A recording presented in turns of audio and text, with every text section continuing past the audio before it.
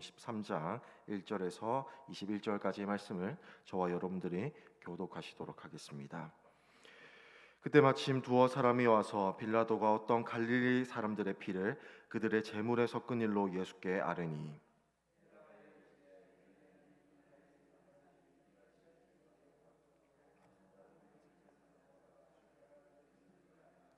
너희에게 이르노니 아니라 너희도 만일 회개하지 아니하면 다 이와 같이 망하리라.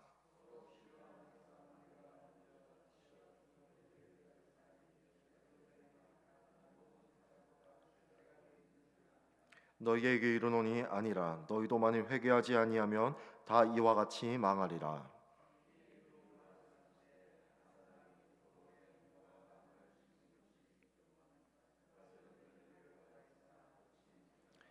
포도원 지기에게 이르되 내가 3년을 와서 이 무화과 나무에서 열매를 구하되 얻지 못하니 찍어버리라. 어찌 땅만 버리게 하겠느냐.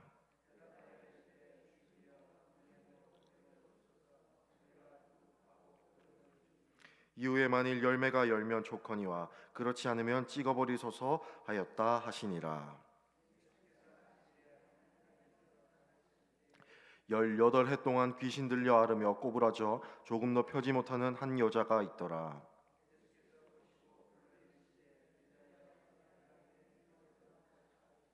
안수하시니 여자가 곧 펴고 하나님께 영광을 돌리는지라.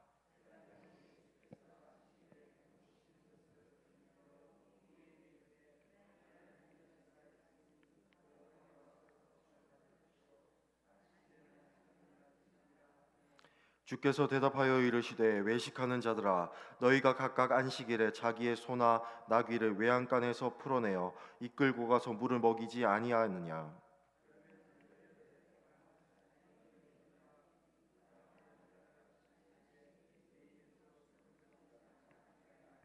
예수께서 이 말씀을 하심에 모든 반대하는 자들은 부끄러워하고 온 무리는 그가 하시는 모든 영광스러운 일을 기뻐하니라.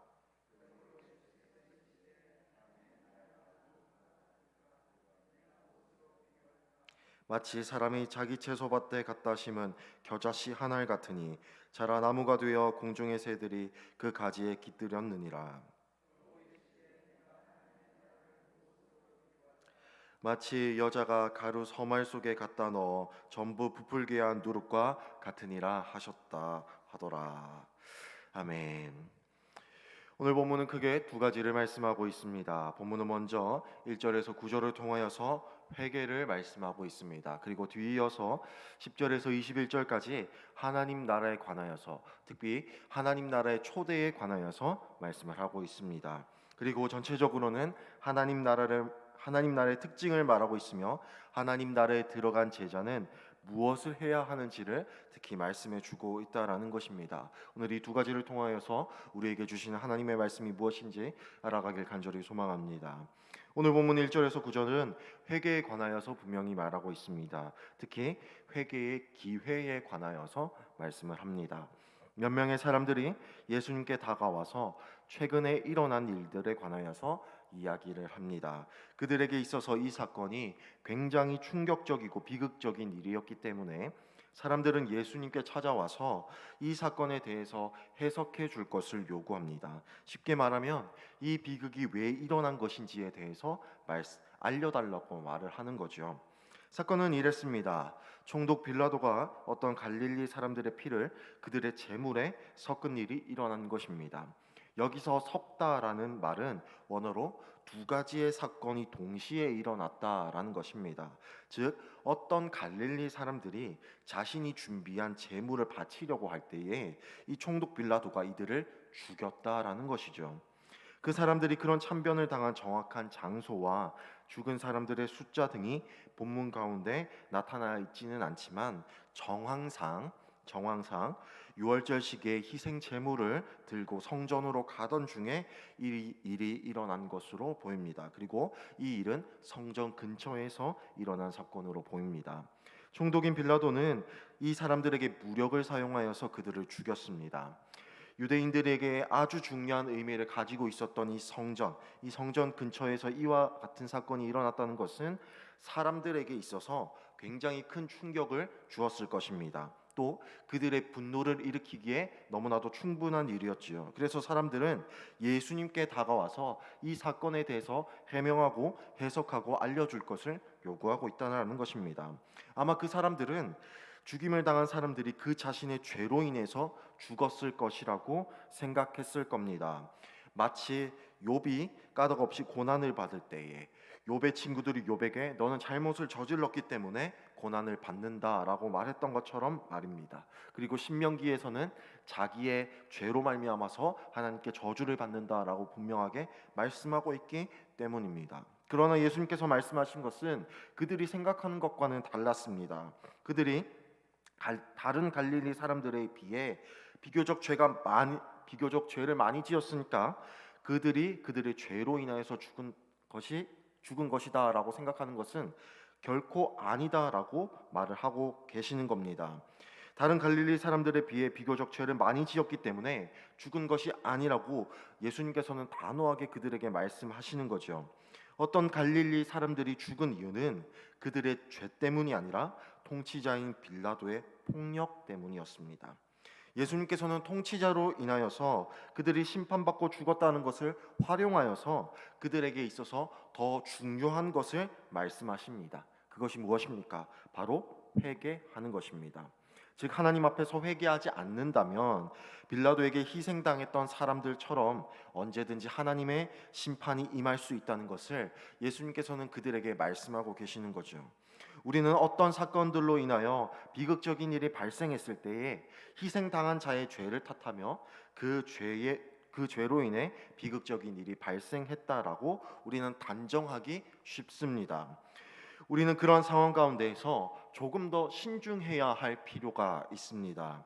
그리고 그 비극의 원인을 희생당한 자의 죄가 당하지 않은 자의 죄보다 많았을 것으로 결코 생각해서는 안 된다라는 것을 오늘 본문을 통하여서 볼 수 있다라는 것입니다. 하나님 앞에서는 모든 인간이 죄의 경중과 죄의 크고 작음에 상관없이 모두 죄인이기 때문입니다. 우리가 생각해야 할 것은 심판은 누구에게나 그리고 또 언제든지 임할 수 있다는 것을 알고 하나님 앞에 회개하는 삶을 살아가야 한다라는 것입니다. 우리는 회개해야 합니다. 예수님을 믿는다고 해서 심판을 피할 수 있는 것은 결코 아니기 때문입니다. 우리는 회개해야 하며 날마다 회개해야 하며 늘 겸손해야 할 필요가 있습니다. 그래서 하나님께서는 이 우리의 회개를 위하여서 기회를 부여하셨습니다. 마치 포도원 지기가 그 주인에게 금년에도 그대로 두소서라고 간청했던 것을 주인이 들어주었던 것처럼 말입니다. 어떤 한 주인이 포도원에 무화과 나무를 심었습니다. 포도원에 무화과 나무를 심는 것은 당시 팔레스타인에서 흔한 일이었다라고 말을 합니다.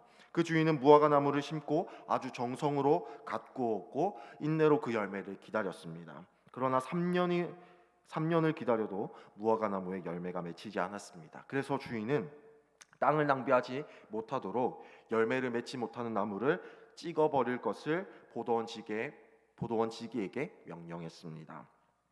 그러자 포도원 지기는 자신이 땅을 파고 돌을 골라내서 땅을 부드럽게 할 뿐만 아니라 거름도 주어서 내년 이맘때쯤에 열매를 꼭 맺게 하겠다. 그렇게 간청을 하고 올해만 참아주소서라고 이 주인에게 간청했던 것입니다. 올해만 기회를 달라는 것이었죠. 이를 통해 알 수 있는 것이 무엇입니까? 하나님께서는 회개하지 않는 자들을 심판하시지만 그들이 회개할 수 있도록 그들이 회개에 합당한 열매를 맺을 수 있도록 기회를 부여하시며 사랑과 인애로 우리를 기다려 주시는 분이시라라는 것을 오늘 본문을 통하여서 우리는 분명하게 알 수 있습니다. 우리는 분명히 기억해야 합니다. 하나님은 지금도 우리에게 기회를 부여하셨습니다. 그리고 우리는 이 기회를 통하여서 회개에 합당한 열매를 맺어야 한다라고 오늘 본문을 통하여서 분명히 알 수 있는 거지요. 열매를 맺을 수 있는 기회는 영원하지 않습니다. 따라서 우리는 이 영원하지 않는 기회를 통하여서 날마다 회개해야 하며 겸손함으로 주님 앞에 나아가야 한다라는 것입니다. 그러면 이 기회가 뜻하는 바가 무엇이겠습니까? 바로 예수 그리스도를 통한 하나님 나라로의 초대에 있다라는 것입니다. 하나님께서는 그리스도를 통하여서 일하시며 그를 통해 하나님 사람들에게 기회를 부여하시는 것입니다. 하나님께서는 그리스도를 통해 사람들이 그에게 반응할 수 있도록 기회를 우리에게 부여하셨습니다. 오늘 본문 10절에서 17절은 18년 동안 귀신 들려 앓고 꼬부라져서 조금도 펴지 못하는 한 여자를 말씀하고 있습니다. 회당장은 예수님께서 안식일에 병을 고치는 것에 관해서 굉장히 분을 냈습니다. 회당장은 18해 동안이나 그 여자가 죽지 않고 살았으니까 심각한 정도의 응급 환자가 아니다. 굳이 안식일을 치유해야 할 정도가 아니다라고 말을 합니다. 그러나 예수님께서는 이들에게 이렇게 말씀을 하시는 거죠. 외식하는 자들아. 12장 56절에 말씀하는 것과 같이 시대를 분간하지 못하는 자들아라고 말씀을 하시는 것입니다. 유대인들은 안식일에 가축이 짐을 나르는 것이 아니라면 안식일에 가축이 이동하는 것을 허락했고, 따라서 가축을 풀어서 물을 먹였다라는 것이죠. 그들은 가축을 위해 노동하는 수고를 했으면서, 그리고 그들의 노동은 가축에 대한 동정심에 기인했으면서, 그러면서도 아브라함의 귀한 딸을 풀어주지 않은 것을 예수님께서는 꼬집고 비판하고 계시다라는 것입니다. 예수님은 가축이 안식일에 답답해서 죽는 것도 아닌데 왜 풀어주느냐라고 말씀을 하시면서 그들을 비판하고 꼬집으시는 것입니다. 예수님은 회당장과 당시 유대인들이 아브라함의 딸을 짐승보다 못한 가치로 취급하는 것을 심각하게 지적하고 계시는 것입니다. 그러면서 그는 그녀를 아브라함의 딸로 보았고 그를 회복시키는 것입니다. 하나님의 나라는 회복하는 나라입니다. 그리고 하나님의 나라는 예수 그리스도의 사랑과 예수 그리스도의 인내를 경험하고 체험하는 나라입니다. 그리하여서 하나님의 나라는 이 땅 가운데 억압받고 굴림받고 하는 이 자들을 하나님 나라로 초대해서 하나님의 사랑을 체험하게 하고 하나님의 인내를 체험하게 하고 하나님이 누구신지를 알아가게 하는 그런 나라라는 것입니다. 그런 나라는 지금 이 땅 가운데 정말 작게 보이지만 결국은 이 겨자씨 한 알이 땅에 심기워져서 큰 나무를 맺고 모든 새들이 그 가운데 깃들 정도로 크게 될 것이라고 말씀을 하고 계시는 것입니다. 하나님께서는 오늘도 우리에게 기회를 부여하십니다. 그리고 하나님께서는 이 하나님 나라를 통하여서 우리에게 기회를 부여하십니다. 날마다 예수 그리스도의 사랑을 경험하며 예수 그리스도가 나타낸 그 사랑을 경험할 뿐만 아니라 그 가운데에서 안식을 누리고 평안을 누리고 그 가운데에서 겸손함으로 그 나라를 이루어 가라고 우리에게 말씀을 하시는 거죠. 그것이 바로 오늘 본문이 우리에게 말씀하는 바입니다. 하나님께서는 우리에게 날마다 회개하라고 말씀을 하십니다. 그런데 그 회개는 하나님 나라를 통하여서, 하나님 나라에 초대받는 것을 통하여서, 그리고 그 하나님의 인내와 사랑을 받은 것을 통하여서 우리는 하나님 앞에 나아갈 수 있고 회개할 수 있다는 것을 오늘 본문을 통하여서 분명하게 말씀을 하고 있는 것입니다. 마가복음 1장 15절에 이런 말씀이 있습니다. 때가 찼고 하나님의 나라가 가까이 왔으니 회개하고 복음을 믿으라.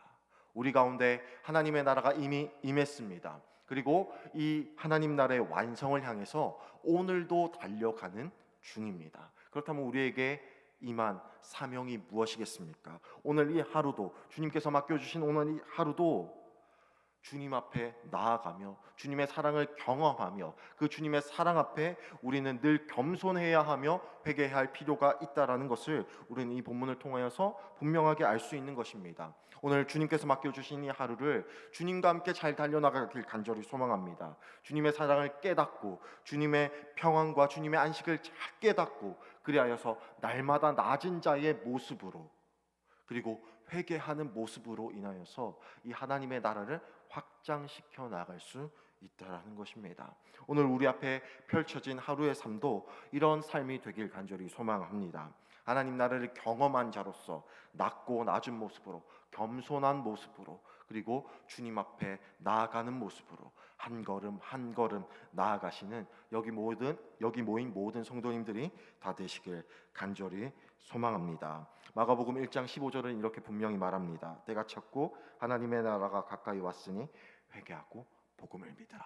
오늘 그 하나님 나라 안에서 날마다 겸손한 모습으로 회개하며 또 주님 앞에 날마다 주님의 그 걸음걸음을 통하여서 우리가 그 걸음걸음을 쫓아 살아가는 여기 모인 모든 주례교회 성도님들 다 되시길 간절히 소망합니다. 함께